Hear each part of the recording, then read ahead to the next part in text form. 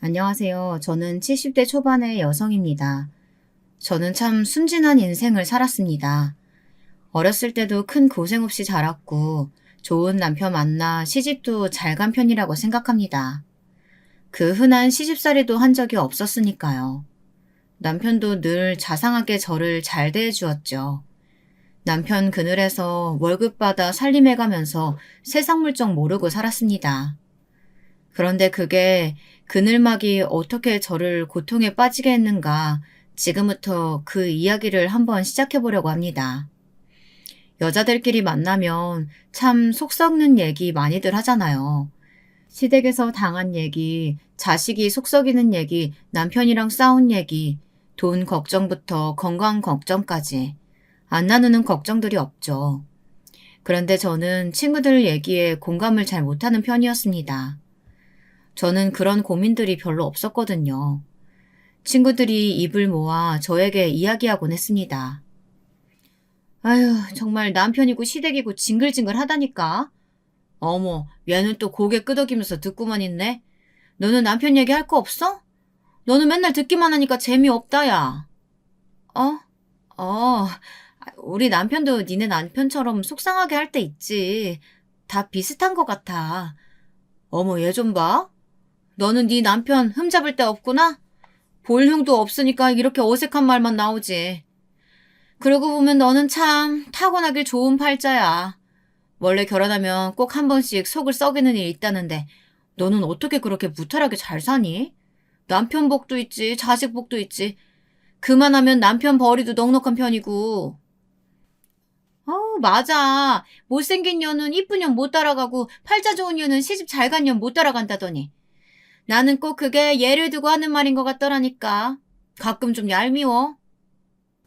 맞습니다. 앞서 얘기했듯이 저는 정말 흘러가는 대로 살았을 뿐인데요. 인생이 순풍에 돛을 단 것처럼 흘러갔다고나 할까요? 남편과는 중매로 만나 서로 잘 알지도 못하고 결혼을 했지만 운이 좋았던 것인지 참 자상하고 가정적인 사람이었습니다. 저도 수더분한 성격이었고요. 그런 부모 밑에서 자라니 애들도 어찌나 기질이 순하고 착한지 아들 하나, 딸 하나를 두었지만 애들이 그 흔한 사춘기도 안 거치고 공부도 곧잘 해서 딸아이는 저 멀리 외국에 취직해서 살고 있습니다. 아들은 대기업에 들어가 제법 제 앞가림을 잘하고 있었죠. 아들은 어느 정도 홍기가 찬 나이가 되자 며느리감을 데리고 왔습니다. 며느리도 처음엔 참 싹싹했어요. 애교도 많고 부침성도 좋고요. 시어머니 입장과 며느리 입장은 다르니 그 애는 저를 어떻게 생각했을지 모르지만 제 딴에는 좋은 시어머니가 되려고 노력을 많이 했다고 생각합니다. 어머니, 요즘 저희 엄마가요, 제일 잘하신 일이 딸을 낳은 거래요. 이렇게 나이 들고 보니까 딸이랑 친구처럼 오붓하게 쇼핑도 하고 마사지도 받으러 다니고 이런 게 인생의 큰 재미라고 하셔요. 어머님은 아가씨가 미국에 계시니까 이런 재미 많이 못 느끼셨죠? 제가 앞으로 딸처럼 어머니 모시고 좋은 곳 많이 다닐게요. 처음에는 이렇게 사근사근하게 굴던 며느리가 결혼식을 기점으로 조금씩 달라지기 시작했습니다. 저는 며느리에게 최선을 다해 잘해준다고 하긴 했는데 며느리는 영 그게 성에 차지 않는 눈치더라고요.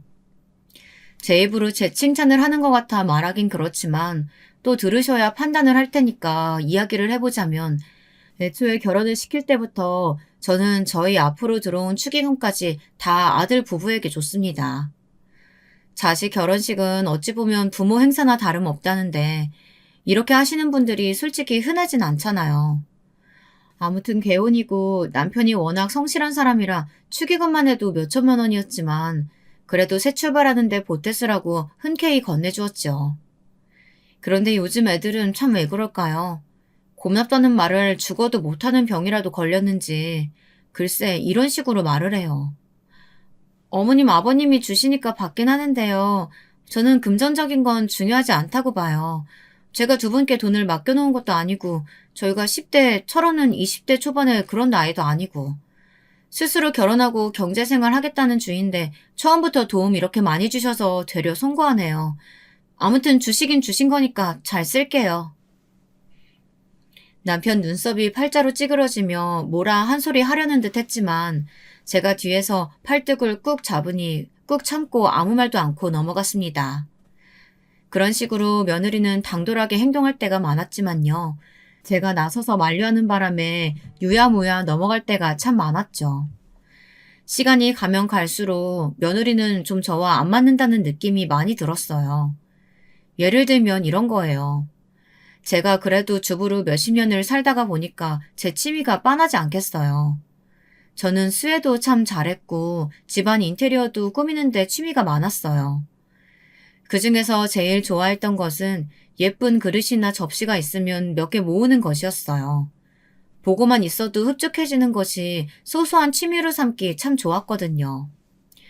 제가 워낙 그릇에 관심이 많고 좋아하는 탓에 남편이 주방 한쪽에 그릇장을 커다랗게 하나 짜줄 정도였으니까요. 거기에는 제 나름 자부심 있는 그릇들을 잘 보이게 진열을 해놓았습니다. 그 당시에 쓰는 사람도 별로 없었던 명품 그릇도 세트로 몇 개씩 있었고요. 유기 그릇부터 커피잔까지 제 친구들도 집에 오면 탐내하는 식기들이 참 많았죠. 한날은 남편 생일이라고 며느리와 아들이 저희 집에 저녁을 먹으러 온 날이었습니다. 그날은 며느리가 오고 처음으로 상을 차리는 날인데 제가 제일 아끼던 8인 세트 그릇을 꺼냈습니다.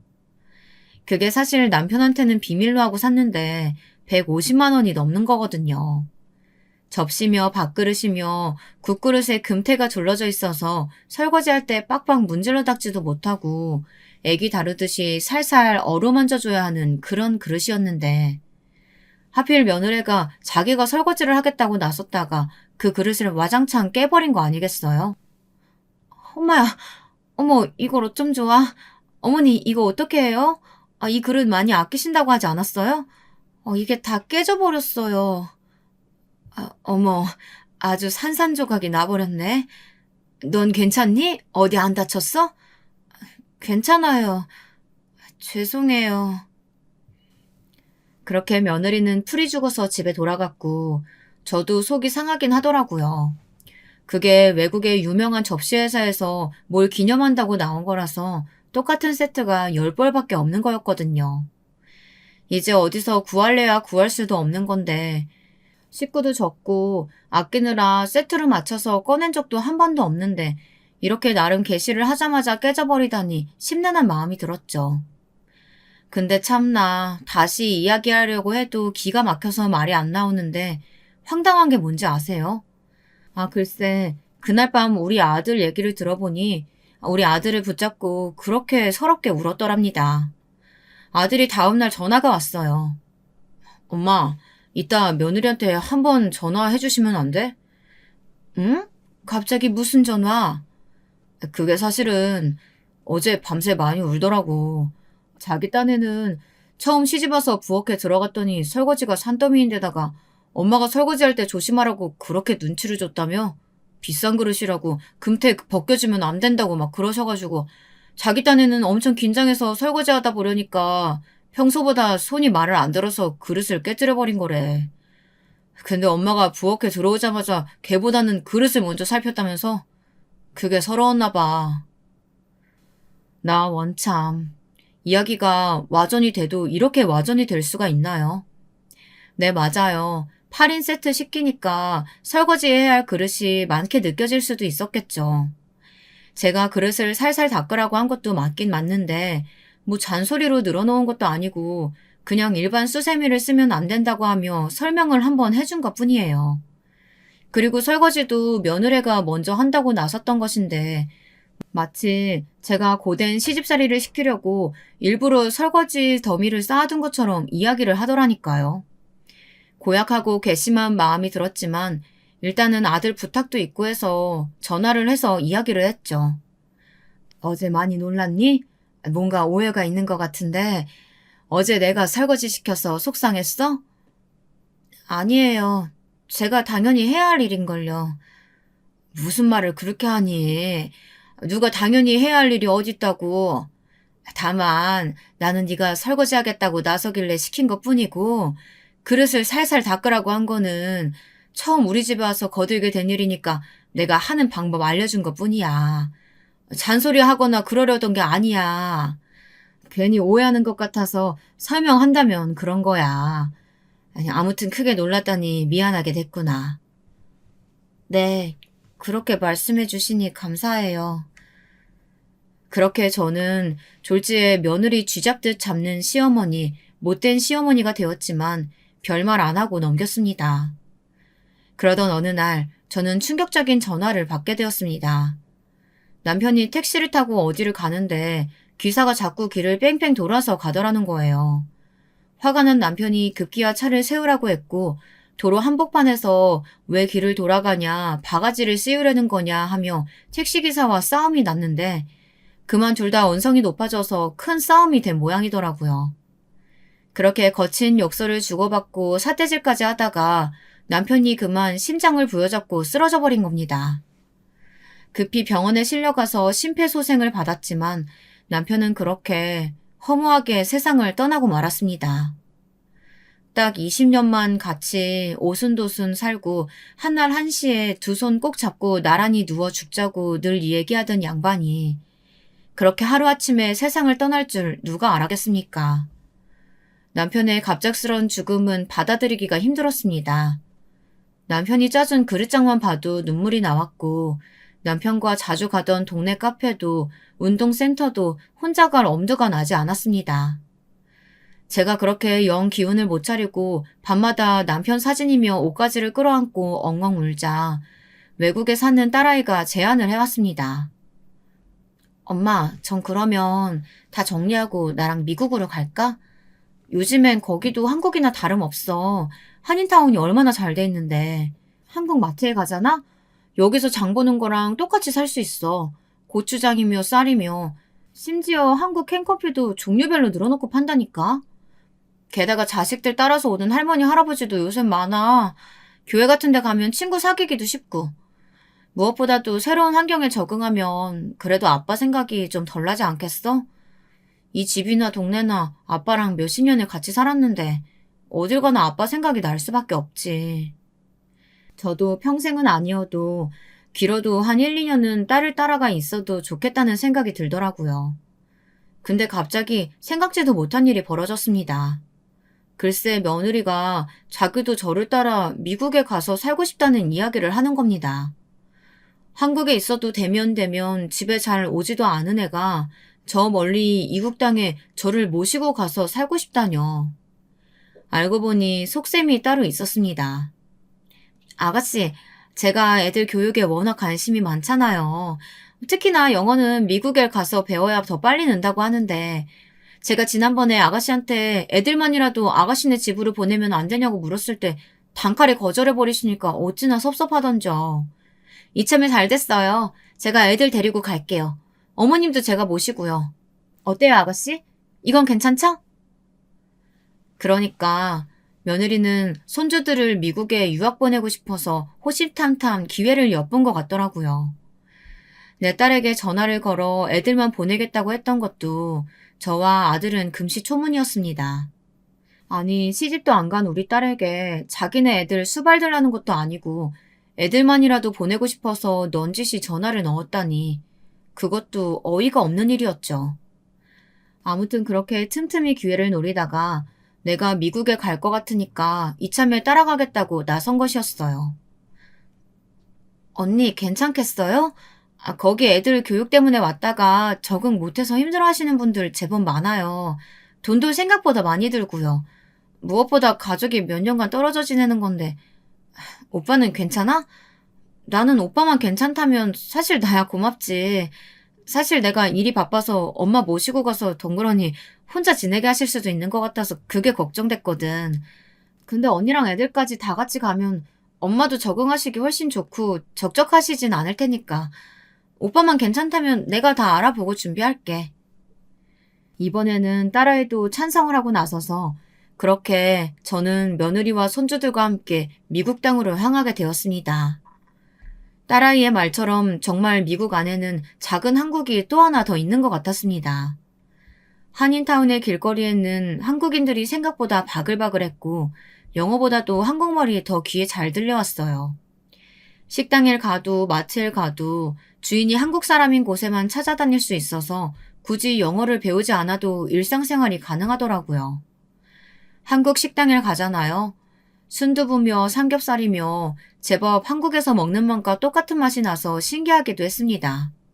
값이 좀 비싸긴 했지만서도요. 그렇게 낯선 나라에 정착을 하긴 했는데 글쎄 며느리 애가 좀 적응이 된다 싶더니 본색을 드러내기 시작했습니다. 본인은 여기저기 쇼핑에 동네 아줌마들 사귀고 구경 다니느라 바쁘고 저에게 온갖 집안일을 파출부처럼 부려대기 시작하는 거예요. 어머니, 저 이따가 여기 동네에서 친해진 엄마들이랑 어딜 좀 가기로 했거든요. 제가 아직도 동네 지리 많이 못 익혀서 알려준다고. 어머님이 애들 픽업 좀 해주시고요. 간식도 좀 챙겨주세요. 아, 청소를 못했는데 청소기만 좀 돌려주실래요? 여기는 다들 집안에서도 신발 신고 다녀서 그런가 유독 집안에 먼지가 많은 것 같네. 그렇게 이야기하면 제가 또 딱히 할 일도 없고 그렇게 집안일을 하다 보면 하루가 금세 가는 거죠. 어느새 저는 청소, 빨래, 음식은 물론이요. 아이들까지 혼자 다 돌보고 있었습니다. 며느리는 아주 살판이 났죠. 이제 제법 혀 꼬부라진 소리도 잘 내고요. 어디서 데려왔는지 동남아 애를 고용해서 하인처럼 부리기도 했습니다. 근데 우리 집 살림만 하는 것도 이제 제법 벅찬데 며느리는 은근슬쩍 다른 집 일까지 저에게 시키는 게 아니겠어요? 어머니, 제가 오늘 제임스네랑 마사지 받으러 가기로 했는데 글쎄 예약 시간이 워낙 없어서 애들 하원 시간으로 잡아버린 거 있죠? 죄송해요. 저희 애들 데려올 때 제임스도 같이 데려와 잠깐 봐주실 수 있어요? 이런 식으로 다른 집 애들까지 몽땅 데려와 보게 하질 않나. 어머니, 오늘 수진에서 파티가 있는데 그 집 사람들이 어머니 김치를 그렇게 좋아해요. 마치 한국에서 엄마가 차려준 맛이 나서 눈물 날 것 같다고 하는 사람도 있다니까요. 어머님이 이따가 가서 파티 음식 좀 도와주시면 안 돼요? 이런 식으로 남의 집 음식까지 도맡아하게 만드는 거죠. 그러던 어느 날 큰 사단이 났습니다. 그날도 며느리의 부탁으로 옆집에 가서 청소를 좀 해주고 나오는 참이었는데 갑자기 낮 시간에 들린 딸아이와 마주친 겁니다. 엄마, 왜 그 집에서 나와? 이따면 다 뭐고? 저기서 뭐 했어? 어? 아, 그냥 우리 집 애들 데려오면서 저 집 애들도 내가 같이 데려왔는데 집에 데려다 놓으면서 보니까 집이 어찌나 더러운지 내 성미에 그냥 못 보겠어서 좀 치워줬어. 뭐?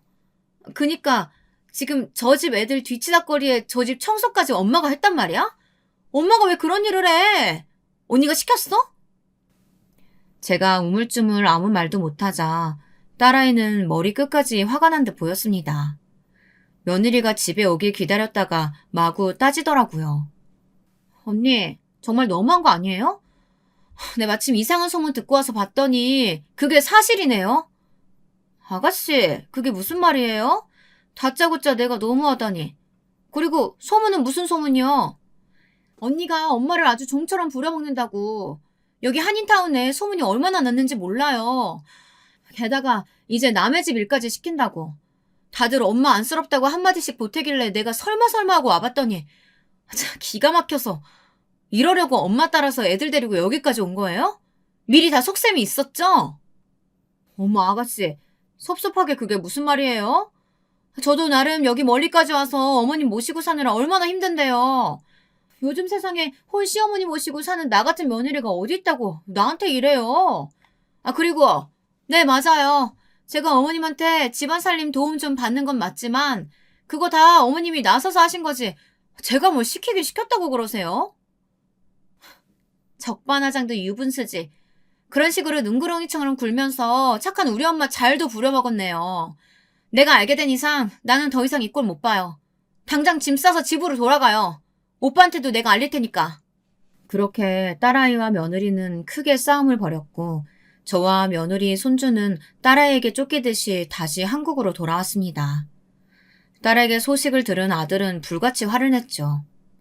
당신 제정신이야? 내가 들은 얘기가 다 사실이야? 아니에요. 직접 보지도 못했으면서. 아가씨가 좀 과장해서 이야기한 것 같은데 절대 어머님한테 그 정도까지 일 시킨 적 없어요. 그쵸 어머님? 저에게 대놓고 묻는데 이혼하겠다고 길길이 뛰는 아들 앞에서 사실대로 말하면 진짜 큰 사단이 날 것 같아 대충 얼버무렸죠. 그래, 내가 심심하고 또 거기 사람들이랑 친하게 지내다 보니까 서로 품앗이도 하고 그런 거야. 이제 다 지난 일이고 우리도 이렇게 무사히 한국에 돌아왔으니까 그만 이야기하자꾸나. 앞으로 같이 살 날이 얼만데 이렇게 돌아오자마자 집안에서 큰 소리가 나면 되겠니? 미국에 가기 전 남편과 살던 집까지 다 처분하고 갔던 터라 저는 당장 지낼 곳이 없었고 미국에서 원래 며느리와 같이 지내기도 했고 자연스럽게 아들 부부와 합가를 하게 됐습니다. 며느리는 근데 그게 영 못마땅한 눈치더군요. 오래 있지 않았어도 그새 미국 시간에 적응이 된 것인지 밤에 유독 잠이 안 와 거실로 나갔다가 아들에게 은근히 조르는 며느리의 말을 듣게 되었습니다. 어머님, 어디 시골에 집이라도 한 채 알아봐서 거기 살게 해드리면 안 돼? 요새는 시골에 빈집도 많아서 그냥 공짜로 살게 해주는 데도 많다던데. 어머님도 아파트에 사시는 거 답답하지 않겠어? 그리고 당신은 모르지만 어머니 모시는 거 쉽지 않다. 나 미국에서 정말 힘들었어. 근데 아가씨한테 결국엔 그런 소리나 듣고 나도 힘들고 보람도 없고 또 괜한 소리 들을까봐 이제 어머니 모시기 싫어. 무슨 소리야. 당연히 어머니는 내가 모셔야지. 그런 쓸데없는 소리 할 거면 잠이나 자. 치. 단호한 아들의 말에 며느리는 더 갖다 붙이지도 못하는 눈치였습니다. 며느리가 새삼 고약하다는 생각도 들고 서운한 마음도 들었습니다. 나를 내보내려거든 어디 근처에 아파트라도 한 채 마련하던가 그 돈마저 아까워서 어디 남의 빈 시골집에 들어가서 살게 하자고 이야기를 하다니 그런 말도 안 되는 알랑방구에 콧방귀도 안 끼는 아들이 새삼 참 든든하더라고요. 그래, 내가 이제 우리 아들만 의지하고 살면 되겠구나 싶은 마음이 들었습니다. 그러던 어느 날이었습니다. 저와 같이 살게 된 이후로 매사 퉁명스럽게 굴던 며느리가 그날은 무슨 신이 나는 일이 있는지 잔뜩 들떠서 제 팔뚝을 붙잡아 끌고 거실에 앉히는 겁니다. 어머님, 이거 한번 좀 보세요. 제 눈앞에 잔뜩 꺼내놓은 그것은 정말 생각지도 못한 것들이었습니다. 어디서 그렇게 발품을 팔아서 구해온 곳인지 웬 요양원에 대한 소개가 담긴 팜플렛을 막 10개가 넘게 가져와서 저에게 하나하나 짚어가면서 설명을 해주는 겁니다. 어머님, 여기는 경치가 좋고 공기가 좋대요. 워낙 한적한 곳에 있어서 그런가 봐요. 그래서 바깥 활동도 많이 하는 편인데 할머니, 할아버지들끼리 그 공 가지고 하는 놀이 있잖아요. 게이트볼. 그것도 야외에서 하고 텃밭 가꾸기 같은 것도 하고요. 왜 어머님, 아버님이랑 그런 거 하는 거 참 좋아하셨잖아요. 어머님, 여기는 음식이 참 맛있대요. 몇 끼니마다 내려가서 뷔페처럼 떠먹으면 된다고 하더라고요. 실제로 제가 가서 시식도 해봤는데 정말 맛있더라고요. 몇 끼니마다 골라서 먹으면 되니까 질리지도 않겠어요. 혼자 끼니 챙겨 먹기가 그렇게 귀찮잖아요. 여자들은 남이 해주는 밥이 최고고요. 거기다가 어머님 미국 음식도 워낙 좋아하셨는데 양식 메뉴도 정말 많아요. 그리고 여기는 마지막으로 할머니, 할아버지들이 다 어머님 또래여서 너무 재미날 것 같더라고요. 분위기가 너무 화기애애하고 활동적이에요. 제가 보니까요, 은근히 아버님 스타일이나 할아버지도 많더라고요. 혹시 아세요? 거기서 아버님 닮은 분이랑 또 한 번 사랑에 빠지실지? 어머, 제가 너무 주책이었어요? 참, 어디 요양원 홍보 대사라도 된 줄 알았습니다. 여긴 뭐가 좋고 저긴 뭐가 좋고 어찌나 설명을 잘하던지 저조차도 내일 당장 가보고 싶게 귀가 솔깃한 이야기들을 많이 하더라고요. 그런데도 기가 막힌 건 뭔지 아십니까? 자세히 들여다보면 다 공통점이 있다는 겁니다. 요양원들이 대체로 서울이랑 엄청 멀리 떨어진 곳에 있더라고요. 혹시나 가까우면 지들이 주말에 자주 찾아와야 될까봐 그런 속셈이었겠죠. 그리고 가격대도요. 저도 친구들이며 언니들에게 워낙 많이 들어서 아는데 그중에도 좀 저렴하고 그런 데만 골라서 알아왔더라고요. 뭐 어디 나라에서 운영하는 시설보다도 못한 그런 곳들로 말입니다. 그러니까 지금 나더러 요양원에 가라는 거냐? 아범도 같이 알아본 게냐? 아유, 아니요. 아범한테는 어머님이 차차 얘기해 주시면 더 좋죠. 제가 이렇게 고생해서 알아봤어도 아범은 괜히 난리칠걸요? 그냥 어머님이 이런 것에 관심 있으신가 먼저 의사 여쭤보는 거예요. 그래야 어머님이 마음에 드시는 대로 일단 고르실 수 있으니까요. 그럼 대략 비용이랑 다 알아보고 나서 그 다음에 아범한테 꼭 가고 싶다.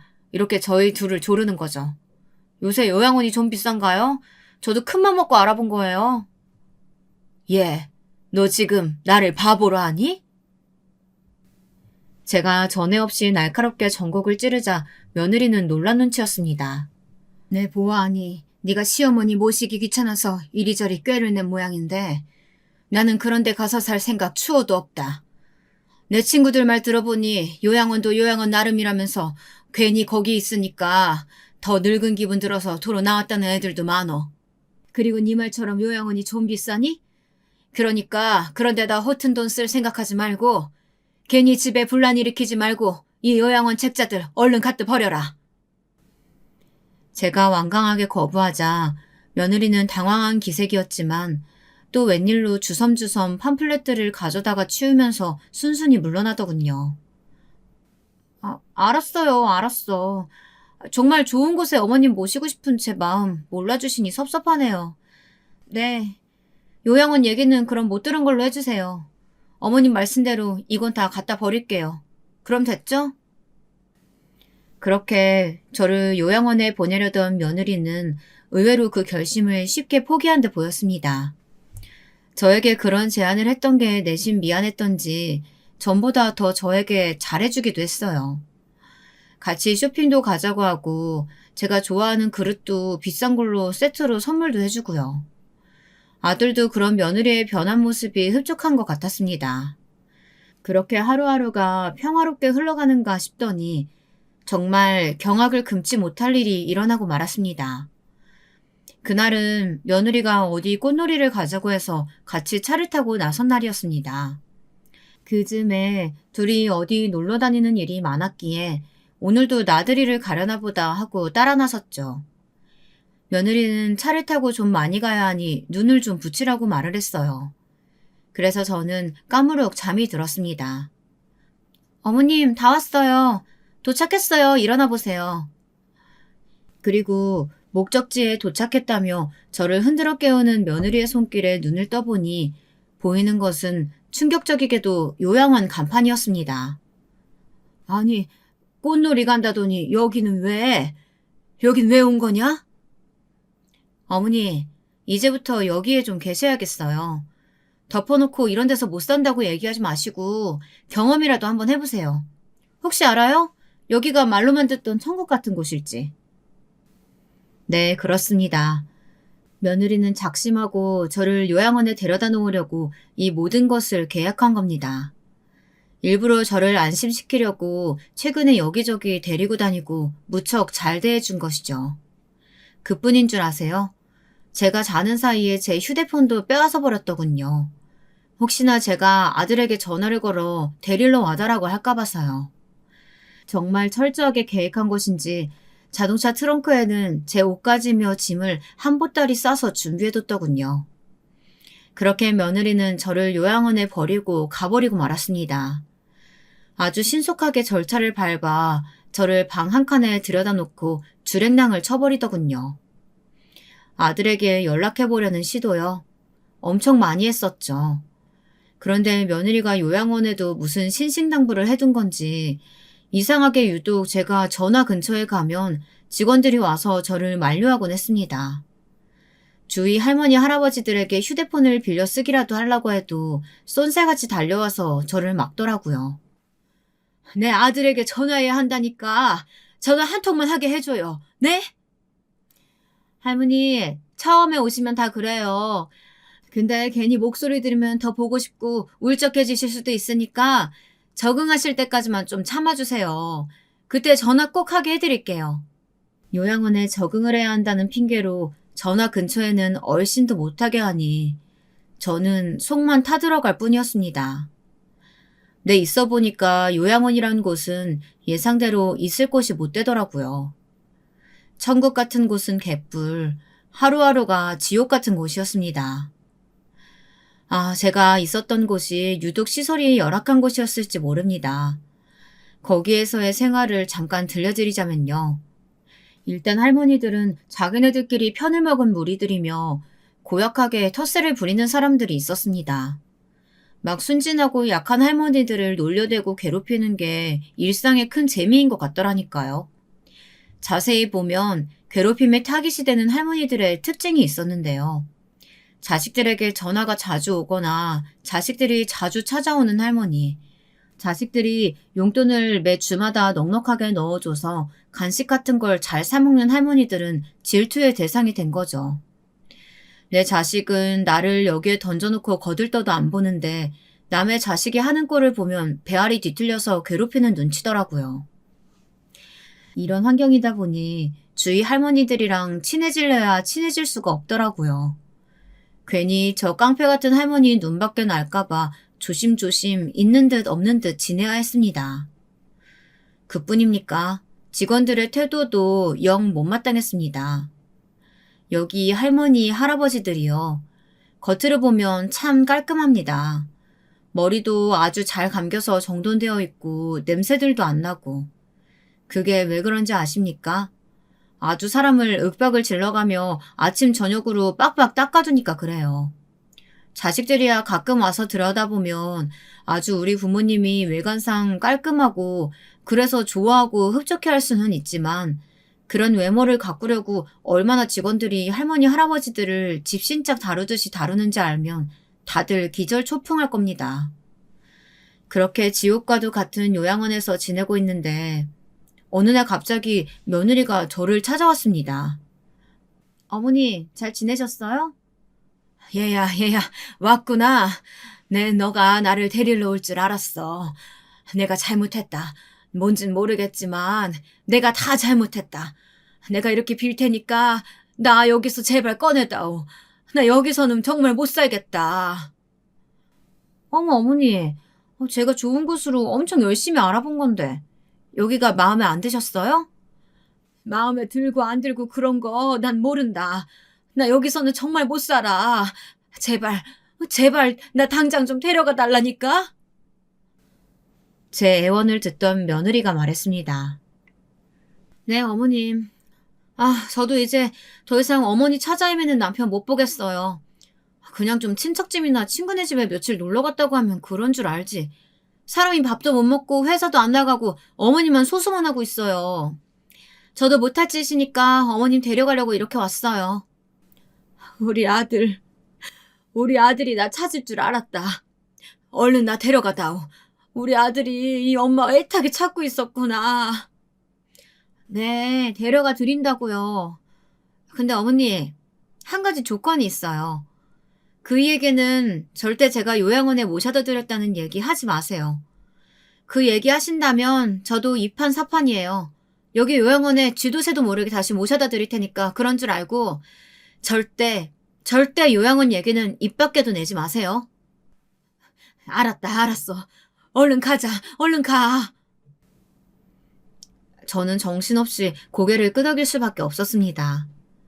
집에 갈 수 있다니, 나를 그렇게 찾아 헤매던 우리 아들을 이제 만날 수가 있다니 뭔들 못하겠습니까?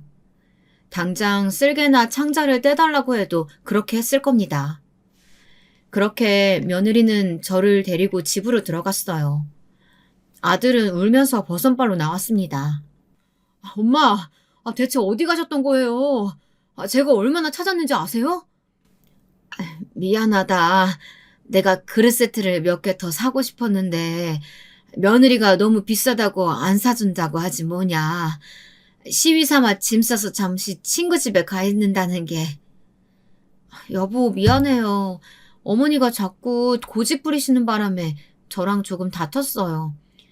제가 그냥 비싸더라도 눈 딱 감고 어머님 사고 싶으시다는 그릇 하나 사드릴 걸. 저도 괜히 고집 부려서. 미안해요.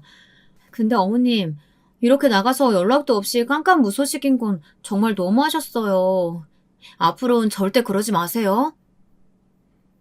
정말 뻔뻔한 며느리는 순진한 척 연기도 잘하더군요. 며느리는 제게 미리 이렇게 변명을 하라고 일러주었습니다.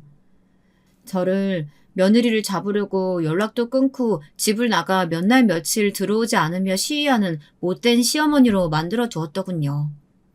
아들은 처음엔 반신반의했지만 그래도 천신만고 끝에 저를 다시 찾았다는 생각에 그저 안심이 되었던지 더 따지지는 않았습니다. 엄마 얼굴 다시는 못 보는 줄 알고 내가 얼마나 놀랐는지 알아요? 다신 그러지 마세요. 그렇게 저는 다시 아들네 집에서 살게 되었습니다. 며느리는 저와 다시 같이 살게 된 게 정말 끔찍하게도 싫었나 봅니다. 특히나 저는 요양원에 있으면서 거기 침대가 안 맞았던지라 허리가 너무 안 좋아졌는데요. 허리가 아파서 집안일도 못하고 거동이 불편해진 저를 짐짝처럼 대하곤 했습니다. 어머니 연세에 벌써부터 허리가 그렇게 아프시면 어떡해요? 그리고 그 핑계로 너무 누워만 계시는 거 아니에요? 전처럼 집안일도 좀 도와주시고 애들도 봐주고 그래야 제가 그나마 숨통이 좀 트이죠. 나가서 돈이라도 벌어오시면 참 좋겠는데. 어머님은 평생 아버님 덕에 사회생활도 안 해보셨으니까 밖에 나가서 무슨 일 해야 할지도 모르시죠? 이런 식으로 사람을 구박하는 겁니다. 특히나 비가 오거나 날이 굳으면 허리가 더 아파서 정말 꼼짝 않고 누워있어야 했는데 그날도 그런 날 중 하나였습니다. 며느리는 괜히 제 방에 들어와서 걸레질 한답시고 방을 뿍뿍 닦으면서 궁시렁대기 시작하는 거예요. 그러다가 갑자기 걸레를 바닥에 탁 내팽개치며 저에게 따지기 시작했습니다. 진짜 제발 요양원에 다시 가면 안 돼요? 아범도 그때 어머니 찾으러 다닌다고 무단결근해서 회사에서도 간당간당한 눈치인데 저희도 힘들어 죽겠다고요. 제발요. 며느리의 막말에 저는 온몸에 소름이 오서서 돋았습니다. 제가 며느리가 이 말을 하기를 얼마나 기다렸는지요. 저는 벼랑간 무슨 힘이 났던지 아팠던 허리를 벌떡 일으켜 준비했던 꽁꽁 숨겨둔 통장을 며느리에게 보여줬습니다. 그러자 며느리의 눈이 왕방울해졌습니다. 통장에 적힌 내용을 보더니 갑자기 무릎을 꿇고 싹싹 빌더군요. 그것은 며느리가 제가 있던 요양원으로 돈을 이체한 내역이 증거로 남아있는 며느리의 통장이었습니다. 너 말 잘했다. 나보고 요양원으로 다시 가라고? 어느 요양원 말이냐? 혹시 내가 있던 그 시골 요양원 말하는 거냐? 너 나를 내 친구네서 모셔왔다고 거짓말하게 하더니 감히 나에게 또 요양원으로 가라고 협박 아닌 협박을 해. 여기 통장에 찍힌 내역 봐라. 네가 그 시골 성심 요양원으로 다달이 요양원 비용 이체했더구나. 네가 나를 요양원에 강제로 보내고 거기에다가 돈도 보낸 증거를 내가 찾아서 가지고 있었어. 제가 벼락같이 호통을 치자 며느리는 싹싹 빌며 말했습니다. 그걸 어머니가 어떻게... 얼른 주세요. 제 통장이에요. 제가 잘못했어요. 통장만 주시면 다 없던 일로 하고 어머님한테 요양원 가라는 말도 앞으로 안 하고 잘 모실게요. 아범이 보면 속상해할 거예요. 얼른 그 통장 이리 주세요. 며느리가 싹싹 빌고 있는데 갑자기 문이 벌컥 열리며 아들과 딸이 들이닥쳤습니다. 제가 아들과 딸에게 미리 연락을 해두었거든요. 오늘 큰 진실을 알려줄 테니 집으로 오라고요. 며느리가 기가 막히게 때를 잡아 저를 잡두리하기 시작했던 것이죠. 며느리는 얼굴이 하얗게 질린 채 사시나무처럼 벌벌 떨기 시작했죠. 아니, 당신이 어떻게... 아가씨 한국에 언제 오셨어요? 며느리의 말이 끝나기가 무섭게 아들이 달려들어 며느리의 뺨을 2차례 연달아 때려버렸습니다.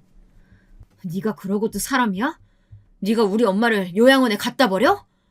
이게 현대판 고려장이지 뭐야. 네가 뭔데 우리 엄마를 그런 데다 갖다 버릴 수가 있어? 제 딸아이도 바톤 턴치를 하듯 며느리에게 달려들어 머리채를 잡았습니다. 내 인연을 미국에서 절단을 내버렸어야 하는데 곱게 한국에 보내줬더니 우리 엄마한테 또 이런 몹쓸 짓을 해? 이 나쁜 년. 니네 친정엄마 어딨어? 니네 친정엄마 어딨어? 내가 니네 친정엄마한테도 똑같이 갚아줄 거야. 살려주세요. 잘못했어요. 아가씨 잘못했어요. 여보. 며느리는 손이 닳도록 빌었지만 딸과 아들은 며느리를 용서해줄 생각이 하나도 없어 보였습니다. 저도 마찬가지였습니다. 요 전날 네가 외출했을 때 내가 이 집안을 몽땅 뒤져서 통장을 찾아냈다. 혹시나 요양원 비용을 계좌 이체했다면 그 내역이 남아있겠지 싶더구나. 마침 통장 발견해서 은행에 달려가 통장 정리해보니까 역시나 이체 내역 있더구나. 그 길로 내가 우리 아들에게 이 사실 알렸고 우리 딸도 한국으로 불러들였어. 네가 어찌나 악랄하고 독한지 나 혼자는 못 당할 것 같아서 말이야. 네, 제가 앞서 이야기했죠. 제가 참 순진무구하게 살았고 그래서 워낙 제 며느리도 믿었기에 멀리 타국까지 가서 그렇게 험한 꼴을 당하고도 또 한 번 이렇게 요양원에 버려지는 수모를 겪었지 않습니까? 다행히 똑부러지는 딸과 어머니라면 끔찍한 아들 덕분에 이렇게 며느리에게 벌을 줄 수 있었습니다. 그거 아세요?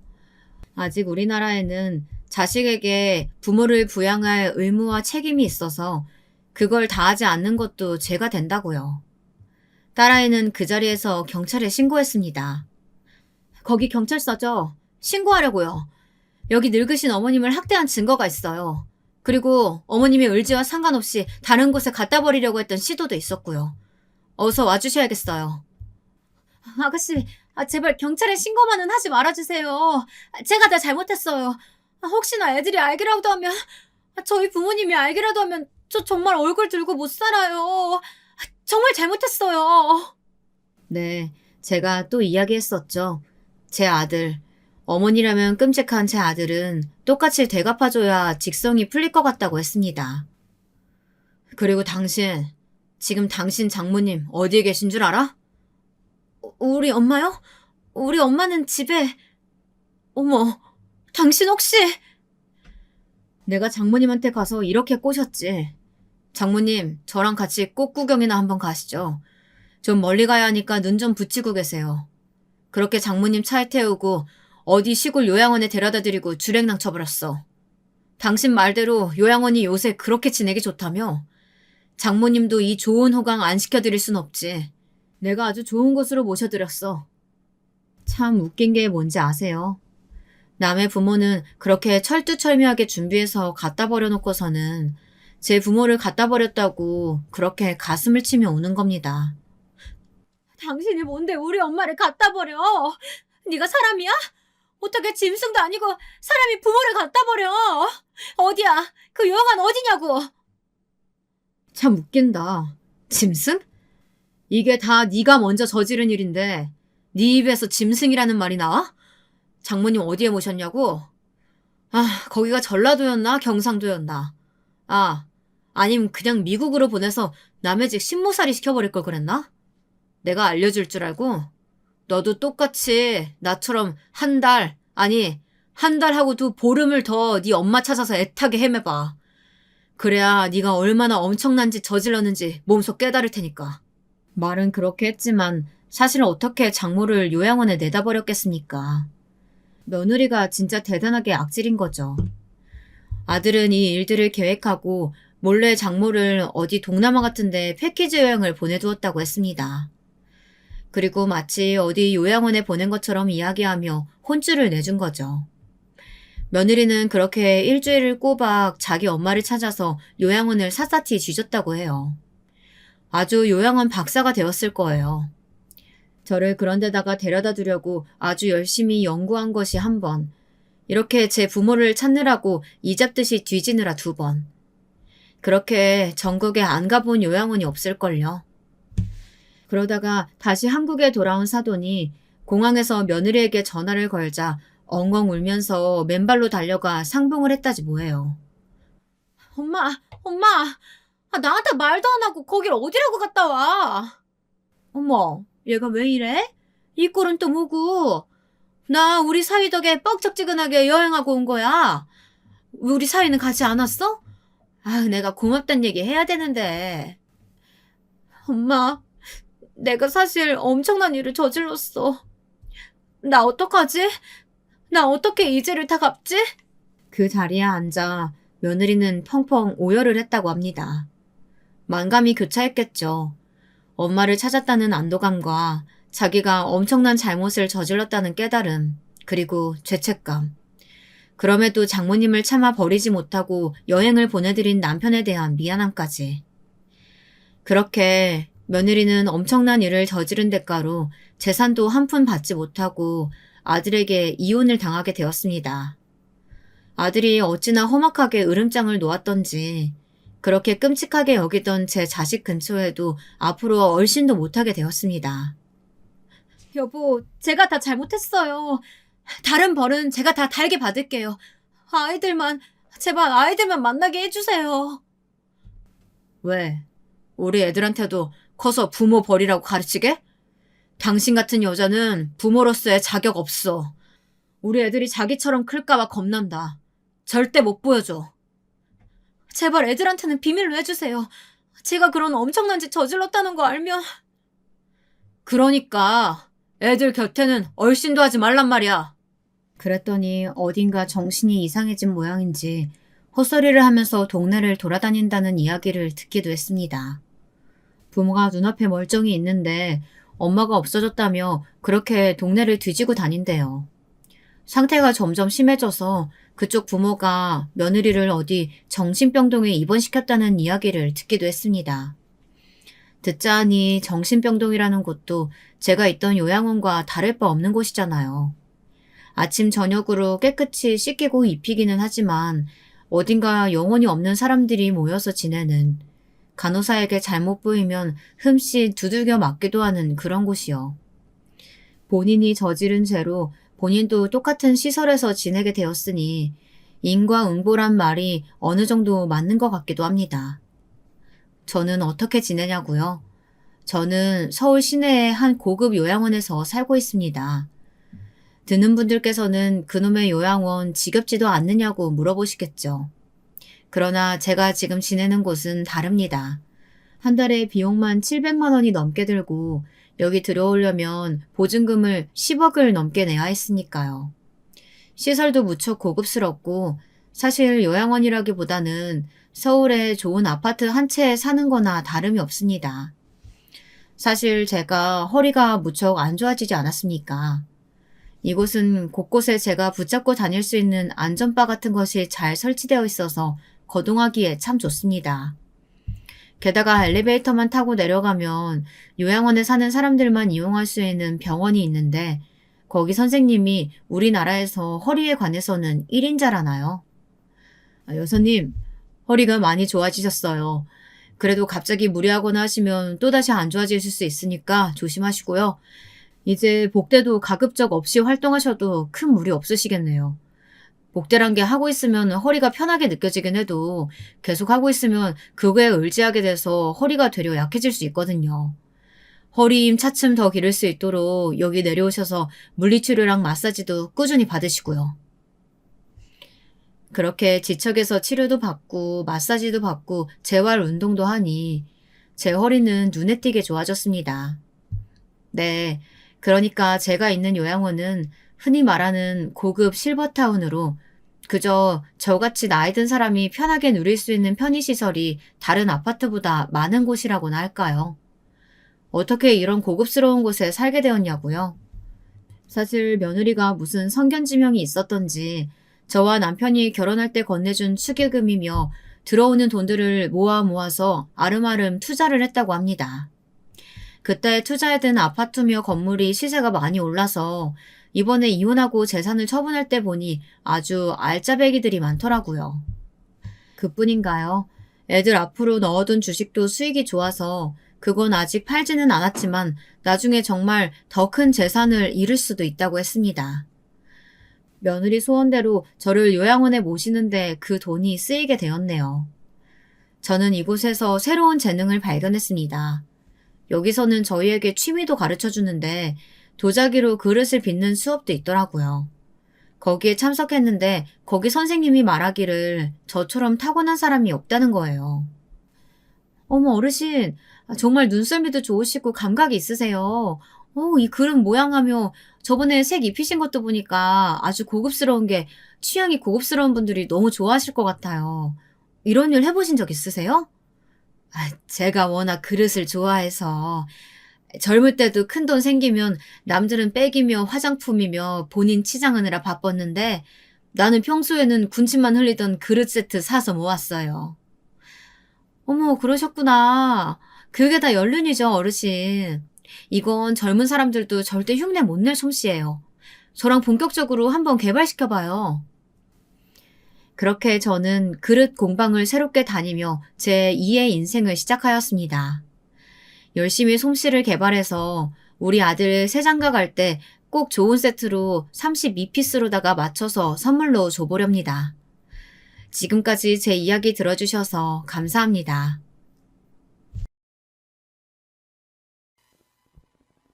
안녕하세요. 요즘 이 사연 채널 속 사람들의 이야기를 들으며 사는 게 낙인데요. 저 역시 오늘 여러분들에게 말하고 싶은 가슴속에 한 맺힌 이야기가 있어 이렇게 사연을 보내게 되었습니다. 비록 글재주도 없고 나이도 늙어 어렵게 타자를 치고 있지만 끝까지 들어주셨으면 합니다. 그럼 지금부터 시작해 볼게요. 제 인생은 어쩌면 초반부터 운이 없었던 것 같습니다. 남들은 돈이 많은 집안에서 태어나기도 하고 그게 아니면 좋은 부모 밑이나 좋은 형제를 가지기도 한다는데 저에겐 이 무엇 중 어떤 것에도 해당되는 게 없었거든요. 태어나자마자 어머니와 아버지의 이혼으로 할머니에게 맡겨져 자랐고 할머니도 저를 키우기 힘든 형편이셨던지라 할머니가 돌아가시고 난 후엔 눈칫밥을 먹으며 이 집 저 집을 옮겨 다니다 성인이 되어버렸습니다. 어딜 가서도 짐덩어리 혹은 민폐라는 생각이 있었기 때문에 저는 늘 숨을 죽이고 살아야만 했어요. 제가 원하는 거, 갖고 싶은 걸 떳떳하게 요구할 수도 없었고 제 감정도 제대로 표현하지 못했습니다. 그걸 받아주는 어른이 제겐 없었으니까요. 당시 이모 집엔 딸이 한 명 있었는데요. 그 딸은 수시로 저를 내쫓으려 안달이었습니다. 저 때문에 자기 용돈도 줄어들고 문제집 살 돈도 없어졌다며 어떻게든 제가 없어지길 바라곤 했습니다. 그러면서 제게 설거지나 심부름을 시키곤 했는데 그러면서 하는 말이 빌부터 사는 주제에 이런 거라도 해서 값을 치러라 라는 거였어요. 저는 그 말을 들으면서 모욕감과 수치심을 참을 수가 없었고 그때마다 눈물이 앞을 가렸지만 그렇다고 이 집에서 나가면 갈 데도 없었기 때문에 어쩔 수 없이 그 아이의 요구를 다 들어주어야 했어요. 이 집의 일원이셨던 이모 역시 어른이었지만 자기 딸의 이런 만행을 알면서도 딱히 자극적으로 나서지 않으셨죠. 그래서 저는 항상 외톨이였어요. 늘 외로웠고 마음엔 허기가 가득했어요. 그래서일까요? 남편을 만났을 때 저는 그저 이 사람과 함께 식구가 되고 싶단 열망이 간절했습니다. 우리 언제 결혼해? 얼른 결혼하면 안 돼? 제가 이렇게 보채기도 했을 정도니까요. 당시 쑥스러워서 자기니 뭐니 하는 호칭은 못 쓰고 덤덤하게 오빠 정도로 부르곤 했었는데 오빠는 언제나 저를 넉넉하게 받아주는 사람이었어요. 제가 자라온 환경도 다 알고 있었고 누구보다 제 마음을 이해해주고 있었고 마치 제가 짊어진 짐까지 함께 짊어주는 사람 같았어요. 그랬던 사람이니 더 망설일 이유가 없었어요. 하지만 우리 아직 돈도 모아야 하고 집도 마련하려면 시간이 필요하잖아. 조금만 기다려줘. 하고 신중하려 했기에 어쩔 수 없이 그 말에 따를 수밖에 없었지요. 그 후 저도 오빠도 직장을 다니면서 한 푼 두 푼 지독하게 아껴가며 돈을 모았습니다. 정말 그때의 저를 생각하면 제 생활력이 거기서부터 출발했구나 싶을 정도로 대단했어요. 그렇게 돈을 모아 결혼 자금을 모으고 드디어 결혼을 할 수 있게 됐을 땐 뭐랄까요? 이제야 내 집이 생겼다는 안도감, 가족이 생겼다는 안도감에 말도 못하고 눈물만 뚝뚝 흘렸던 것 같아요. 오빠는 그런 저를 꼭 껴안아 주었고요. 하지만 결혼할 준비가 다 되어 있다고 해서 결혼을 할 수 있는 건 아니더라고요. 예상했어야 할 난관이 저를 기다리고 있었던 거예요. 바로 시어머니였죠. 시어머니는 저를 보자마자 대놓고 혀를 끌끌 차셨습니다. 뭐라고? 그래서 현수 네가 기어이 얘랑 결혼을 하겠단 말이냐? 너 내가 고아랑 결혼할 거면 2년 끈차고 했지? 근데도 대체 무슨 배짱으로 얘를 데려온 거야? 아가씨는 어떻게 우리 아들을 꼬신 거야? 보아하니 얼굴도 그저 그렇고 직업도 변변치 않으면서 어떻게 꼬셨길래 내 아들을 이런 불효자로 만들어? 처음 보는 제게 호랑이같이 버럭버럭 소리를 치는 시어머니가 저는 너무도 무서웠습니다.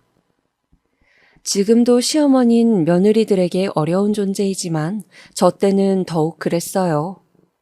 어떻게 말씀을 드려야 할지 알 수도 없었고 이 사람의 돈이 아니라 마음을 보고 결혼하려는 게 오로지 돈을 노리고 이 집안에 시집 온 게 아니냐며 저를 혼내시는 시어머니를 보니 절로 기가 죽었습니다.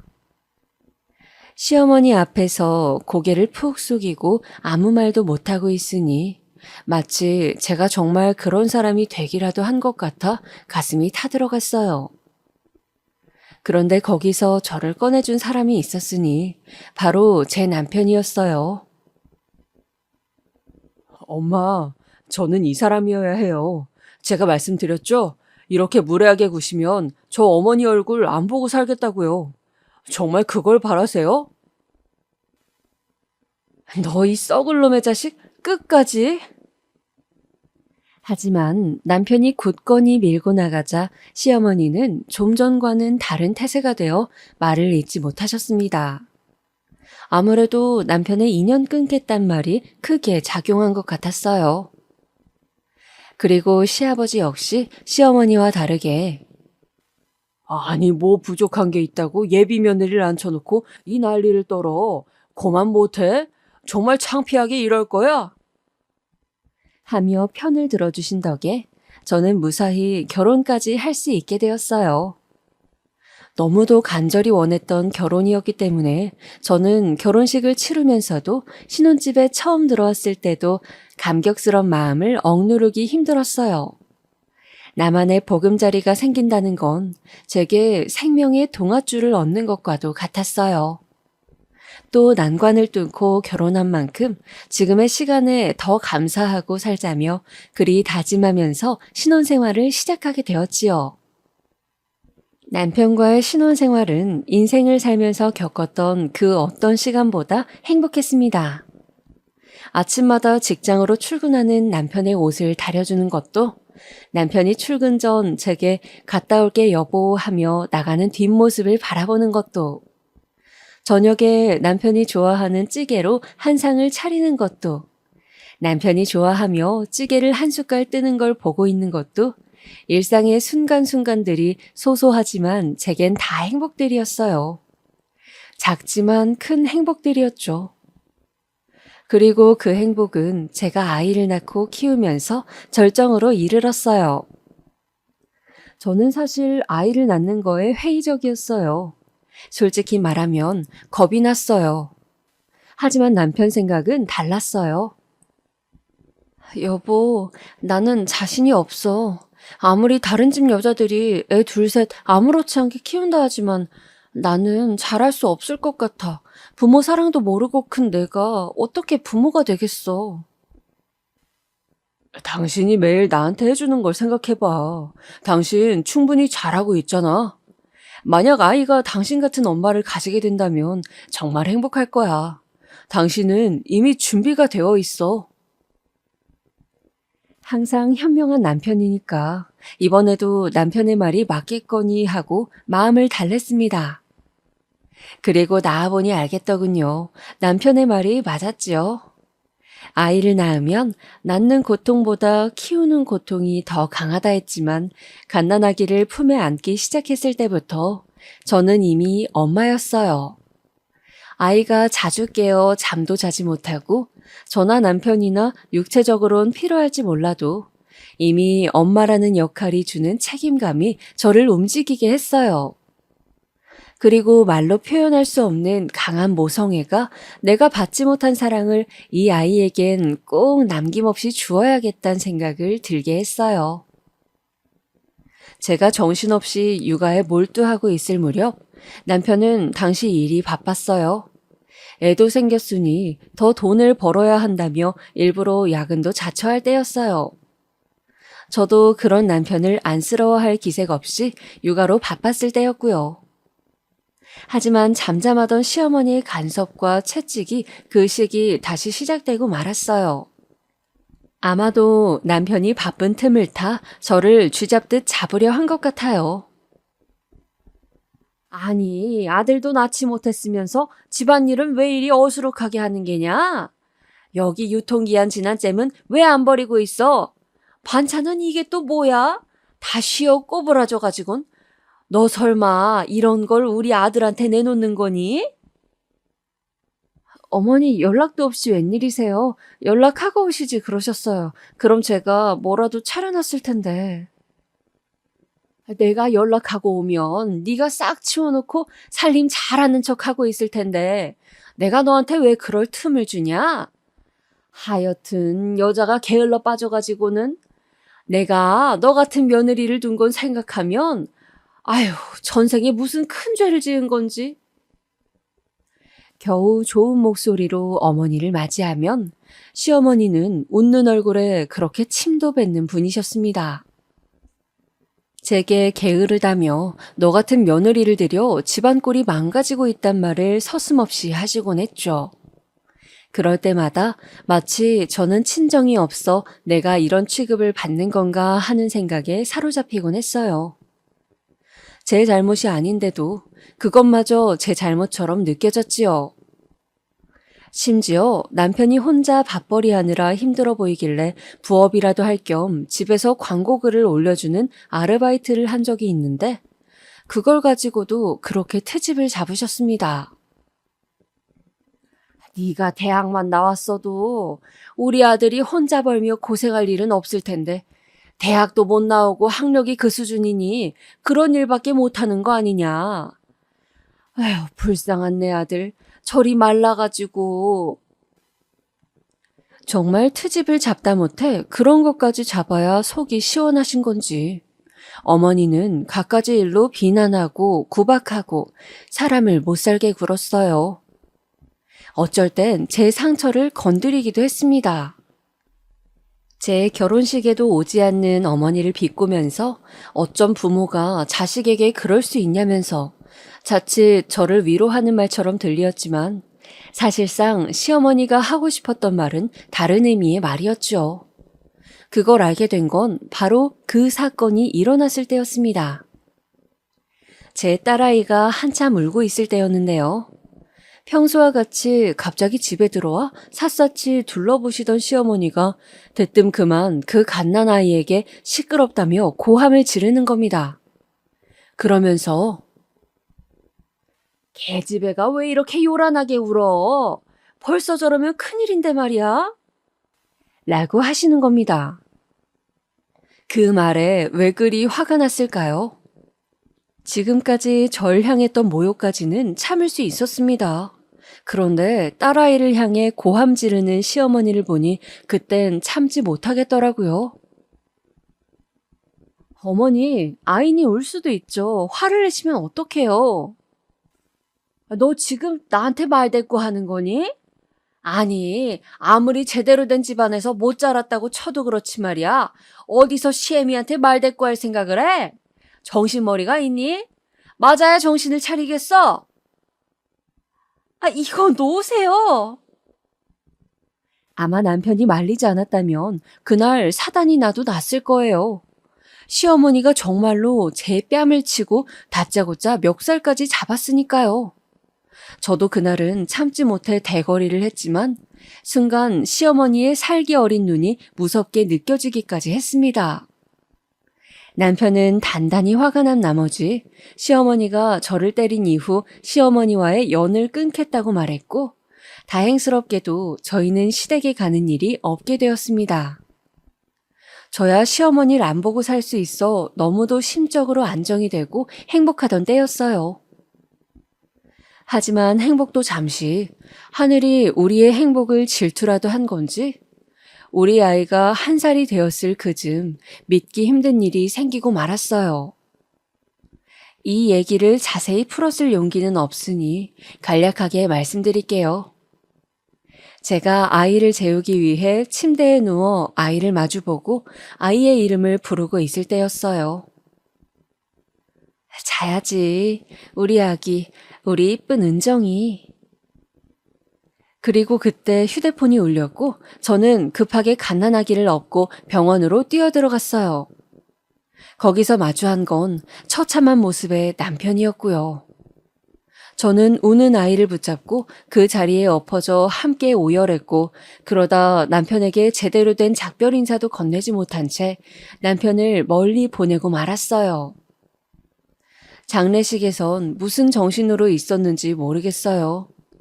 기억이 나는 건 한 가지뿐이에요. 한겨울 서리빨보다 차가운 눈으로 절 보시던 시어머니가 제 가슴에 꽂았던 비수였지요.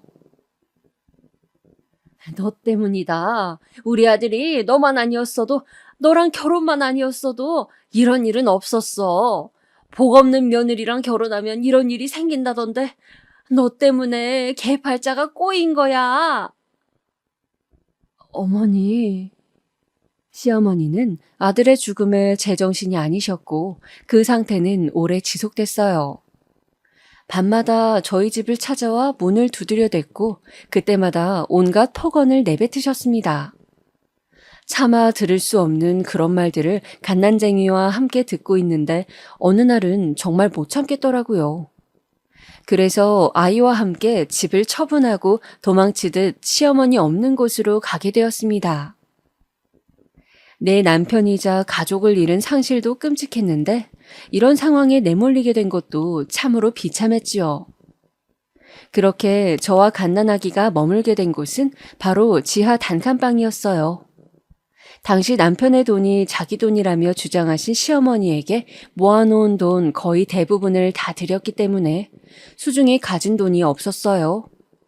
그나마 지키고 있던 게 남편의 사망보험금이었는데 그걸로는 너무나 막막한 상황이었어요. 일을 해야 하는데 그렇다고 아기를 어디에 맡길 데도 없었으니까요. 어느 날 갑자기 공중으로 사라져버린 남편도 아직 떠나보내지 못했는데 앞으로 아이와 내가 살아갈 현실은 너무도 시리고 차갑게 느껴졌어요. 이럴 때 날 도와줄 친정이라도 있었다면 최소한 추운 단칸방에 아기를 눕히지는 않아도 되었을 텐데 이런 신세는 면했을 텐데 스스로 생각하기에도 참혹했습니다. 허나 그때 저를 살게 했던 건 아기였어요. 남편을 따라가고 싶은 마음이 문득문득 치솟았지만 저 없으면 이 추운 방에 홀로 남을 아이를 외면할 수 없었어요. 그래서 살았습니다. 이 악물고 앞으로 가야 할 길만 생각하면서요. 허나 애 낳고 집 봐줄 사람이 없었어요. 그게 제일 시급한 문제였어요. 하지만 그런 제게 은인 같은 분이 생겼지요. 아유, 아기 엄마가 안 됐네. 남편 잃고 당장 지낼 곳은 있어요? 일단 여기 방이 있으니까 애 눕히고 있어. 정말 감사합니다, 사장님. 감사합니다, 사장님. 사람이 정말 죽으라는 법은 없는 걸까요? 그때 제가 만난 식당의 사장님은 아마 남편이 절 위해 내려주신 분이 아닐까 싶을 정도로 따뜻하고 좋으신 분이었어요. 낯선 저를 자기도 혼자 애 키워봐서 그 심정 안다며 받아주시곤 일할 데가 없는 제게 보금자리를 내어주셨어요. 그리고 일이 정말 바쁠 땐 사장님이 딸아이를 보아주셨지요. 저는 그런 사장님이 너무 감사해 고맙다고 1000번은 말씀드린 것 같아요. 그 후 저는 사장님께 누가 되지 않기 위해 정말 열심히 일해 나갔던 것 같아요. 원래 하는 일은 부엌 일이었지만 그 외에 시간이 남으면 서빙 일까지 하면서 제 일처럼 해나갔어요. 사장님께선 나이가 많으신 분인지라 자주 허리가 아프셔서 앉아 계시곤 했는데 그래서인지 제가 할 일이 더 많았지요. 그리고 사장님은 알아서 월급도 올려주시면서 제가 자립할 수 있도록 도와주시곤 했어요. 또 저와 딸아이가 건강하게 자랄 수 있도록 이따금씩 아기용품도 사주시곤 했지요. 그렇게 딸아이는 생각보다 많은 사람들의 사랑을 받으며 쑥쑥 크기 시작했어요. 어느덧 초등학교에 입학하게 된 나이가 되자 딸아이는 자기가 손님들 반찬을 갖다 주기도 하고 일도 도우려 했어요. 아이고, 우리 은정이 기특하기도 하지. 은정이가 나중에 식당 사장님 해도 되겠네. 감사해요. 저 꼭 엄마 도와 엄마랑 식당 할 거예요. 사장님이나 저나 그런 딸아이를 보며 흐뭇하게 웃으시곤 하셨습니다. 저도 딸 하나만을 보며 제 삶의 고단함을 잊을 수 있었지요. 그러던 어느 날이었어요. 갑자기 시어머니께서 저를 찾아오신 거였어요. 어떻게 알고 오셨는지 식당으로 찾아오셔선 너무나 청천벽력 같은 말을 하시더군요. 갑자기 아이를 데려가야겠다는 거였어요. 어머니께서 왜 제 아이를 데려가신다는 거예요? 무슨 권리로요? 절대 안 돼요. 전 제 딸 어머니께 맡길 생각 추호도 없어요. 넌 그럼 이런 더러운 식당 구석에서 네 자식을 키우겠단 거야? 네가 그러고도 애 엄마니? 죽은 내 아들이 하늘에서 얼마나 비통해하고 있을지 그런 생각은 안 해봤니? 시어머니는 손주 얼굴 한번 보러 왔다가 이게 대체 무슨 꼴이냐며 네가 안 주면 내가 억지로라도 끌고 가겠다는 엄포까지 놓았어요. 정말 기가 막히더라고요. 그래서 어머님 그럴 권리 없으세요. 하고 당당히 말하긴 했지만 그날부터 계속 가게를 찾아와 아들을 찾는데 너무 겁이 났어요. 시어머니는 진상과 다름없었어요. 오셔선 아이를 데려가라 하셨고 그 때문에 손님들이 밥을 먹다 떠나시기도 했어요. 그 바람에 제가 식당을 그만둬야 하나 걱정할 정도로 얼굴을 못 들고 있었죠. 하지만 더욱 심각한 일은 그 후에 일어나고 말았어요. 식당 사장님께서 아무래도 가게를 폐업해야 할 것 같다고 말씀하시는 거였어요. 사실상 가게 운영이 어려워진 지는 오래되었고 저도 마음의 준비는 해야겠다고 생각했는데 시기가 너무 안 좋게 맞물려 버리고 만 거죠. 미안해 은정 엄마. 나도 가게세 낼 돈이 없네. 더하면 우리도 손해야. 우리는 그렇다 치고 은정 엄마네는 어떡해? 당장 지낼 돈은 있지? 네, 그럼요. 모아놓은 돈이 있으니까 어떻게든 버텨봐야죠. 다행스럽게도 제가 식당에서 모아놓았던 돈이 있었기 때문에 길거리에 나앉지는 않아도 되었지만 사실상 오래 버티기는 힘들었어요. 바로 다음 일자리를 구해야 했지요. 딸아이도 초등학교에 입학했으니 돈 들어갈 때도 많을 테니까요. 딸아이는 씩씩하게도 엄마, 나 학교 갔다 오면 내가 밥도 차려 먹고 할 수 있어. 그러니 걱정하지 마. 하고 말하곤 했지만 그래도 엄마 마음이라는 게 딸아이를 혼자 단칸방에 두고 일하러 나가야 하는 심정이 이루 말할 수가 없었지요. 시어머니는 여전히 저희 집 문을 가끔씩 두드리긴 하셨지만 그조차도 제가 계속 무시하고 문도 열어주지 않으니 포기해 가는 듯 했어요. 불행 중 다행이었달까요? 허나 딸이 조금 컸을 무렵 우려하던 일이 터지고 말았습니다. 어느 날 집에 돌아왔더니 절 기다리고 있어야 할 딸이 없는 거예요. 흔적도 없이 마치 공중으로 날아간 것 같았어요. 딸이 사라졌다는 사실에 눈이 뒤집혀져 며칠을 잠을 못 자고 끙끙거리고 있는데 문득 시어머니가 떠올랐어요. 저는 그 즉시 당장 택시를 잡고 시어머니 집으로 향했습니다. 가는 동안 시어머니에게 똥물을 퍼주어 주리라 속으로 다짐하고 또 다짐했지요. 드디어 시어머니의 집에 도착한 순간 저는 심호흡을 하고 그 지옥 같은 대문을 열었어요. 그런데 시어머니 혼자 나올 줄 알았건만 시어머니가 딸아이 손을 잡고 함께 나오더군요. 그러면서 하는 말이 여기 왜 왔니? 였어요. 태연하고 뻔뻔스레 남의 자식을 가져가 놓고 하는 말이 그거라니 피가 거꾸로 솟는 것 같았어요. 지금 뭐 하시는 거예요? 이거 납치예요. 은정아, 얼른 엄마 옆으로 와. 납치는 무슨? 얘, 네가 말해라. 어디서 살고 싶은지. 너 네 엄마랑 살고 싶니? 순간 이게 무슨 상황인가 싶었어요. 갑자기 딸에게 저랑 같이 살고 싶냐고 묻는다는 게 말이죠. 그런데 뒤이어 딸아이는 머뭇거리더니 제게 여기서 지내면 안 되겠냐고 하더군요. 여기 할머니 집에서 지내고 싶다고 하는 말에 저는 그만 숨을 멎은 듯 했습니다. 그리고 다시 물어봤어요. 정말? 은정아, 정말이야? 응, 엄마.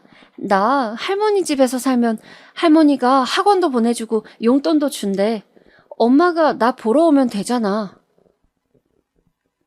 어쩐 일인지 저에게 꼭 붙어 떨어지고 싶지 않아 하던 딸은 제게 그런 기막힌 말을 하더군요. 저는 딸의 말에 그만 할 말을 잃어버렸고 멍하니 딸의 얼굴을 바라보고만 있었어요. 막상 그 상황이 되니 입이 막히고 딸 얼굴만 바라보게 되더라고요. 그리고 딸은 그런 절 보며 미안하다고 중얼거렸어요. 옆에서 시어머니는 한껏 비웃으며 그런 절 내려다보며 나가라고 했습니다. 그 후 시어머니는 딸아이를 자주 보여주겠다 약속했지만 몇 년간 전 딸아이를 한 달에 한 번밖에 보지 못했습니다. 애초에 했던 약속과는 시어머니가 계속해서 미루었기 때문이에요. 딸이 아프다, 학원에 갔다. 그러더니 딸이 나중에는 절 보고 싶지 않아 한다는 말까지 하면서요. 어머니, 저희 얘가 그럴 리 없어요. 제발 보여주세요. 제가 엄마잖아요.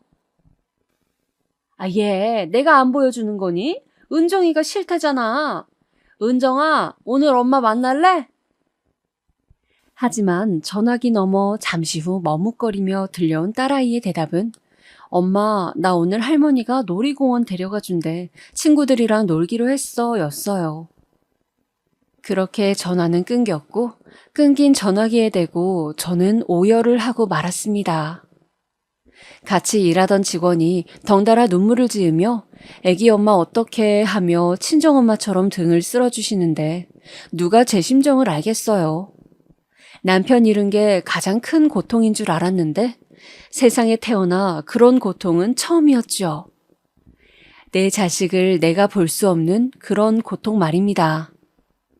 아마 여러분은 상상도 하지 못할 겁니다. 그래도 이상하게도 당시 제가 일하던 가게의 사장님의 말엔 힘이 있었어요. 절 잘 살펴주던 분이셔서 그런지 제게 다정하게 그런 말씀을 해주실 때면 당시 곧 죽을 것처럼 대답하긴 했지만 다시 어떻게든 살아가 보겠다는 의욕이 생기더라고요. 저는 아픔을 잊고자 딸을 향한 그리움을 삼키기 위해 더 열심히 일했어요. 매일 식당 일을 하면서 밤에는 야간 편의점 아르바이트까지 하면서 열심히 돈을 모았어요. 딸에 대한 원망이 없다면 거짓말이겠지만 아직 어린 딸이고 내 딸이니 하는 마음으로 사귀었어요.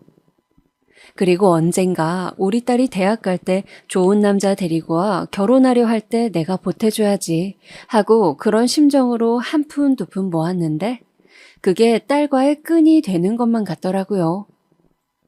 그래서 딸아이 명의로 된 통장 안에 돈을 차곡차곡 쌓았고 어느 날 밤엔 그만 서러움을 견디지 못하고 딸 사진을 붙들고 울면서 몇 년을 보내었어요. 그렇게 지내던 어느 날 그토록 기다려오던 딸 소식이 들려왔어요. 바로 딸이 중학생도 안 된 나이에 유학길에 오른다는 소식이었죠. 그것도 시어머니가 아닌 시누이를 통해 들었던 거였습니다. 언니, 우리 엄마가 은정이 유학 보낸다고 해요.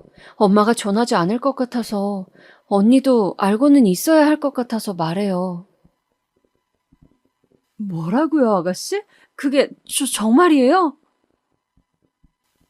그날로 저는 시댁을 찾아가 문을 두드렸어요. 하지만 시어머니가 아닌 낯선 사람이 나오더군요. 그러면서 하는 말이 얼마 전에 집을 팔고 이사를 갔다는 거였어요. 제가 그게 무슨 말이냐, 여기 살았던 사람들은 모르냐 물었지만 그분도 모른다며 고개를 가로저었고 저는 그 길로 제 딸아이의 행방을 알 길이 없어졌습니다. 시어머니도 시누이도 모두 제 연락은 받지 않았으니까요. 자식이 살았는지 죽었는지 모른 채로 산다는 건 생각보다 더 막막한 고통이었어요. 딸아이 이름에 통장 속 잔고는 쌓여가는데 그리워하는 것 말곤 할 수 있는 게 없었어요. 머릿속으로 딸아이의 어렸을 적의 기억만을 가지고 사는 동안엔 어느 날은 딸아이가 문을 열고 들어와 엄마 하고 불러줄 것만 같아 하염없이 문을 바라보기도 했습니다. 그렇게 산 지 10년의 세월이 지났어요. 가지 않을 줄 알았던 시간도 흐르고 죽을 것 같았지만 어찌저찌 숨이 붙어 있으니 살아는 지더랍니다. 저는 어느덧 50을 바라보는 나이가 되었고요. 저는 여자 고등학교 앞에서 저만의 자그마한 식당을 운영하고 있었어요. 비록 작은 김밥집이었지만 그래도 저 혼자 책임지고 살기엔 나쁘지 않은 벌이었어요. 학교 앞에 있던지라 교복 입은 학생들이 자주 들락거렸는데 그 나이 때 배고파 학교가 끝나면 김밥집으로 달려오는 애들을 보면 하나라도 더 주고 싶고 그런 애들을 보는 게 인생의 유일한 낙이었습니다. 하지만 경제적인 형편이 나아졌다 하더라도 항상 마음속은 허했습니다. 딸로 인한 그리움은 그 어떤 것으로도 대체되지 않았으니까요. 그래서일까요? 어느 순간 눈앞이 어질거리고 기절할 것 같아 병원을 찾아갔는데 제가 암이라고 하더라고요. 눈앞이 컴컴했습니다. 날 돌봐줄 사람도 없는 마당에 암이라니. 하늘이 나를 이렇게 미워할 수 있나? 내가 전생에 무슨 나쁜 일을 한 건가? 참 원망스럽고 그러면서 문득 우리 딸 얼굴이 생각나는데 눈물이 쏟아질 것 같았습니다. 환자분, 지금이라도 당장 입원해서 수술 받으셔야 합니다. 의사의 말을 듣는 와중에도 저는 계속해서 딸아이의 얼굴을 그리고 있었어요. 어디선가 타지에서 엄마 없이 살고 있을 딸을 생각하면 누군가가 심장을 도려낸 듯이 아팠습니다. 그래도 죽기 전 딸 얼굴은 봐야 하는데 저는 그만 날 찾지 않는 딸을 향한 깊은 원망, 배신감, 그동안의 슬픔들이 모두 겹쳐 진료실에서 선생님 가운을 잡고 목 놓아 울고 말았어요. 처음엔 삶에 대한 허망함 때문에 수술도 받지 않으려 했지만 주변 사람들이 아니, 무조건 살아야지. 어떻게든 살아. 수술 안 받기만 해봐. 내 그냥 억지로라도 병원에 끌고 갈 테니까. 라고 하는 바람에 어찌저찌 입원을 하게 되었어요. 특히 이 김밥집을 찾아주는 아이들을 생각하니 이상하게 살고 싶다는 생각도 들었고요. 그렇게 저는 입원 준비를 마치고 병원으로 들어가기 전날 한 사람을 만나게 되었습니다. 지금 생각하면 운명이지 않을까 싶은데요. 죽기 전까지 볼 수 있을까 싶었던 제 피부치, 바로 제 딸이었어요. 긴 생머리에 오밀조밀한 이목구비, 고급스러운 옷을 입은 한 여자가 김밥집에 들어왔는데 저도 모르게 넋을 잃고 쳐다보게 되더군요. 그 여자가 고개를 돌려 천천히 저를 볼 때까지요. 그리고 저는 그 젊은 여자를 똑바로 마주한 순간 그만 눈물을 흘리고 말았어요. 그 아인 바로 제 딸이었어요. 엄마. 이윽고 딸아이가 절 부르며 꽉 안아주었습니다. 얼마 만에 안아보는 딸아이 품인지 이리 어른이 되어서 어느덧 저보다 키가 큰 딸아이가 저를 외려 안는데 그제야 실감이 났어요. 딸이 내 품 안에 있구나. 엄마, 보고 싶었어. 저는 그 말을 듣고 더 눈물을 참을 수 없어 그렇게 한참 딸을 껴안으며 울었어요. 한참을 울고 난 후 우리는 그간 못한 이야기들을 하나하나 짐 풀듯 풀어냈어요. 저희에겐 만나지 못한 시간이 길었던 만큼 들어야 할 얘기도 많았지요. 딸아인 처음 우리가 헤어졌을 때의 얘기부터 시작했어요. 우선 엄마, 나 엄마한테 사과부터 하고 싶어. 내가 엄마에게 그때 그렇게 굴었던 건 정말 어렸기 때문이야. 할머니 말을 믿었거든. 할머니가 나한테 그랬어. 내가 있어서 엄마가 가난하게 사는 거라고. 그리고 당시 우리 집 형편도 되게 힘들었잖아. 나만 없으면 엄마가 행복하게 살 수 있다 하는데 그 말이 꼭 진짜 같았어. 그래서 엄마한테 일부러 더 나쁘게 굴면서 할머니와 살고 싶은 척 했어. 그런데 내가 계속 엄마와 같이 살고 싶어 하니까 할머니가 나한테 유학을 가라고 했어. 가기 싫기도 했지만 내가 하고 싶은 게 음악이라 마음 한편 더 넓은 세상도 보고 공부도 하고 싶었어. 내가 성공해서 돈 많이 벌면 엄마 행복하게 해줄 수도 있을 테니까. 그렇게 딸아이는 유학길에 올랐다고 합니다. 하지만 할머니는 한국에 나와도 엄마 주소를 알려주지 않았고 심지어 딸이 제 번호를 알려달라고 전화를 걸었을 때조차 받지 않았다 합니다. 딸은 힘든 유학 생활에 어려움이 겹쳐 엄마가 더 보고 싶었고요. 허나 딸도 유학 생활이 길어지고 하면서 자기가 엄마에게 준 상처 때문에 엄마가 자기를 보고 싶어 하지 않을까봐 많이 두려웠다고 해요. 또 할머니가 갑자기 지원을 끊는 바람에 먹고 살기 바빠서 어느새 한국은 있고 거기에 적응을 하면서 시간이 생각한 것보다 많이 흘러갔다고 해요. 그래도 엄마는 엄마인지라 지금에서야 용기를 내어 저를 찾아왔다고 하고요. 엄마 당당히 볼 수 있을 것 같아서. 엄마, 내가 어려서 엄마 마음에 나도 모르게 상처를 냈어. 미안해. 딸아이의 말에 그만 저는 그동안 딸에게 품었던 작은 원망이 녹아내리는 걸 느끼며 오열을 하고야 말았습니다.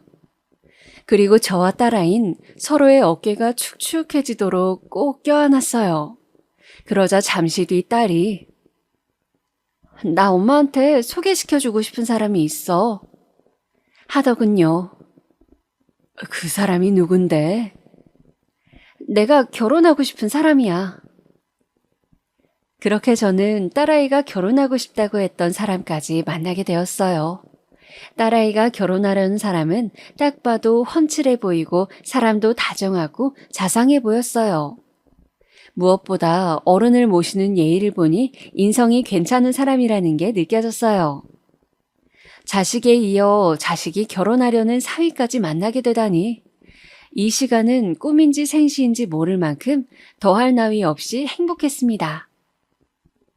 허나 저에겐 하나 남아있는 문제가 있었습니다. 바로 제 몸 상태였지요. 딸에겐 알려야 할 것 같아 오랜만에 상봉한 어미이지만 아프다는 이야기를 전하니 딸은 저보다 더 서럽게 울더라고요. 그러면서 자기가 어떻게든 엄마를 낫게 해줄 거라며 소리치는데 주책맞게 살고 싶다는 기도를 조용히 하늘에 올리게 되더군요. 딸을 만나기 전까진 살아도 죽어도 괜찮다는 마음이었는데 말이죠. 딸은 수술날 예비 사위와 함께 밖에서 저를 지켜주고 있었어요. 그 덕분인지 저는 다행히 수술을 잘 받고 회복도 빠르게 해나갈 수 있었습니다. 딸은 물론 제 회복 기간 동안 옆에서 정말 극진히 저를 보살펴 주었답니다.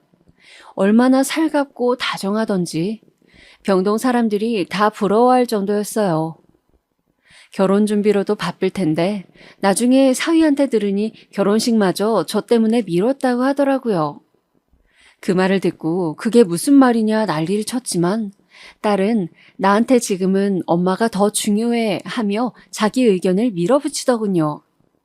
누굴 닮아 그리 고집이 센 건지 어쩔 수 없이 저는 못 이기는 척 딸의 간호를 받으며 1년여간 딸과 함께 한 집에서 오순도순 그간 못다한 모녀간의 정을 나누며 시간을 보내었습니다.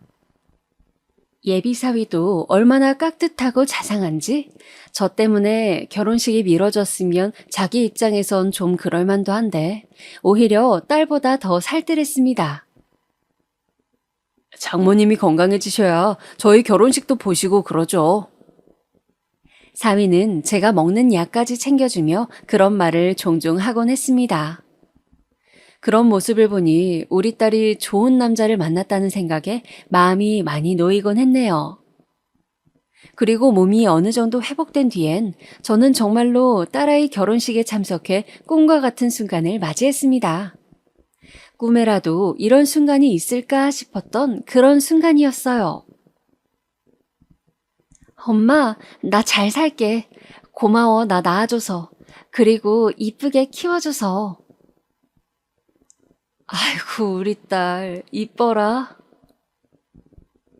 결혼식이 끝나고 딸이 환한 얼굴로 웃으며 저런 말을 하는데 괜시리 또 눈물이 날 뻔한 걸 참았습니다. 거기다 딸은 신혼여행을 다녀온 뒤 신혼집을 일부러 저희 집 근처에 잡았다며 앞으로 엄마 모시고 살 거니 잔소리 들을 각오하라는 우스갯소리를 했네요. 아픈 엄마 모시고 산다는 게 얼마나 힘든 일인지 아는데 그걸 또 자처하는 딸에게 고맙기도 미안하기도 했습니다. 얼마 전엔 시어머니였던 사람도 만나고 왔습니다. 어느 날 딸이 제게 할머니가 지금 어디 있는지 알고 있다며 같이 가지 않겠냐고 하더라고요. 저는 그러겠다 하곤 딸아이의 손을 붙잡았어요. 딸아이가 저를 데리고 간 곳은 요양원이었습니다. 오랜만에 보는 시어머니의 모습은 그야말로 예전과는 아주 상반된 모습이었어요. 아주 늙고 허름한 모습으로 누워있는데 기억도 가물가물하신지 저조차 못 알아보시더군요. 그런 어머니를 보는데 옛날 생각이 마구 스쳐 지나갔어요. 그런데 자기 손주는 또 어떻게 알아보시고 실눈을 떠 제 딸을 바라보더라고요. 아유, 은정이? 그러자 딸아이는 시어머니를 덤덤히 보더니 차갑게 내뱉었죠. 저희 엄마예요. 알아보시겠어요? 시어머니는 그 말에 충격을 받은 얼굴이 되었고 절 보던 시어머니의 눈꺼풀이 가여울 정도로 푸르르 떨렸어요. 그리고 곧이어 온몸이 떨리는데 저는 그런 시어머니를 보며 아주 오랜만에 인사를 건넸어요. 어머니 안녕하세요. 평생 지옥 속에 사시길 바라겠습니다. 그 이상 더 말은 하지 않았어요. 이미 죽어가는 사람 앞에서 말을 쏟아내봤자 무슨 소용이 있겠나요? 오히려 그런 사람을 등지고 제가 딸아이와 행복하게 사는 게 진정한 복수라는 생각을 했어요. 사실 저도 마음 같아서야 저와 딸을 갈라놓은 이 사람의 멱살이라도 잡고 싶었지만 간신히 그 마음을 억눌렀답니다. 그렇게 돌아오는 길엔 딸아이와 함께 사위를 불러 저녁 한 끼 맛있는 거라고 집으로 갔네요. 지금 저는 너무나 행복한 삶을 살고 있습니다. 제 옆에 그토록 보고 싶었던 딸아이가 있으니까요. 딸아이는 지금 임신을 하고 있는 상태여서 곧이어 저에게 손주를 또 안겨주려 하고 있어요. 태어날 손주가 무척이나 보고 싶어요. 우리 딸아이를 많이 닮은 아이겠지요? 사실 사연을 쓰기 전까진 많이 망설여졌어요. 아무리 익명이라지만 혹시나 비난의 눈초리가 있을까봐 겁이 나기도 했는데 그래도 막상 쓰고 나니 제 이야기를 이렇게 글로 써보는 게 처음이라 후련하기도 하고 시원하기도 했네요. 아무튼 저희 모녀 돌고 돌아 드디어 만나게 된 인연이니만큼 더 아끼고 보듬으며 행복하게 살아나가겠습니다. 지금까지 사연을 들어주신 분들 모두 감사하고요. 오늘 하루 사랑하는 사람과 뜻깊은 시간 보내시길 진심으로 바라겠습니다.